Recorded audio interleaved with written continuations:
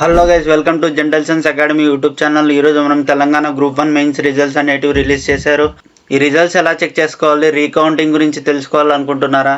ఈ వీడియోని పూర్తిగా చూడండి. నేడు గ్రూప్ 1 ఫలితాలు రిలీజ్ అయ్యాయి. 536 పోస్టులకు గాను 31,000 మంది మెయిన్స్కి సెలెక్ట్ అయ్యారు. అక్టోబర్ 21 నుంచి 27 వరకు పరీక్షలు నిర్వహించారు.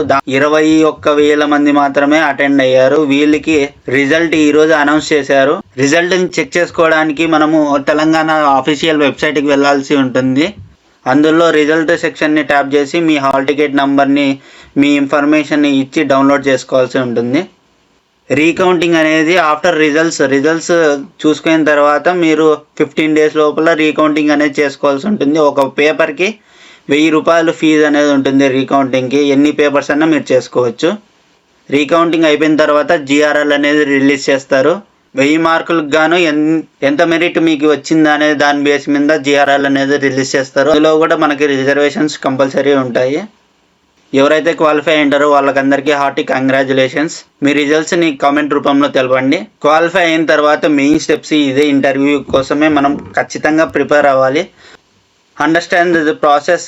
ఇంటర్వ్యూలో ఏమేమి జరుగుతాయి అనేది ఖచ్చితంగా ముందే తెలిసి ఉండాలి. కమ్యూనికేషన్ స్కిల్స్ అనేటివి ఇంప్రూవ్ చేసుకోవాలి. Stay updated. మాక్ ఇంటర్వ్యూస్ ఖచ్చితంగా ఇవ్వండి. ప్రతిరోజు 2 మాక్ ఇంటర్వ్యూస్ అన్న ఖచ్చితంగా ఇవ్వడానికి ట్రై చేయండి. నాకు తెలుసు మీరు సాధిస్తారని. All the best to everyone. ఎవరైతే క్వాలిఫై కాలేదో వాళ్ళు డిప్రెషన్లోకి వెళ్ళకండి. Prepare for the next time. Continuous preparation అనేది ఇవ్వండి. మనం మన పర్ఫార్మెన్స్ని అనలైజ్ చేసుకోవాలి.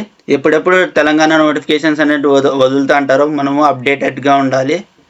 అప్డేట్స్ కోసం మన ఛానల్ని సబ్స్క్రైబ్ చేసుకోండి. కంటిన్యూస్ ప్రిపరేషన్ అనేది ఇచ్చినామంటే ఖచ్చితంగా నెక్స్ట్ టైం అయినా మీరు జాబ్ రావడానికి ఈజీ ఛాన్సెస్ ఉన్నాయి. Every set back is a setup for a stronger come back. ఇది మాత్రం గుర్తుపెట్టుకోండి. ఏమైనా డౌట్స్ ఉంటే కమెంట్ రూపంలో తెలపండి. మీకు ఈ వీడియో నచ్చినట్లయితే like, share and subscribe. Thank you.